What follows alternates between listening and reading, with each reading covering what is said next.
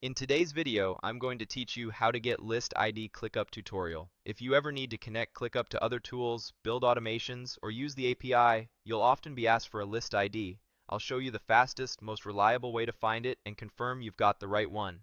Start by opening your browser and heading to ClickUp's website. On the sign-in page, choose Continue with Google to quickly log in. Select your Google account to proceed and give it a moment to authenticate you.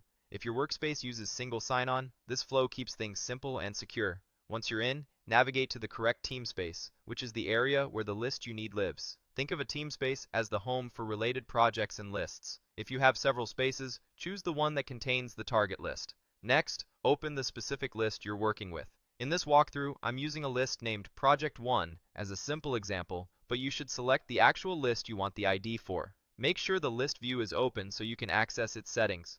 At the top of the list, look for the three dots, sometimes labeled as List Settings. Click that to open the List's Options menu. From there, choose Copy Link. This instantly copies a direct URL to your clipboard. That link contains the list ID embedded in it, typically shown as a long numeric value within the URL. You don't need to edit anything here. The copied link is exactly what you need to reference the list in integrations and scripts. To double check that you have the correct list ID, open a new browser tab. Paste the link you just copied into the address bar. When the page loads, it should take you straight back to the exact same list you copied from. If it opens the list successfully, that confirms the link and the ID inside it is correct.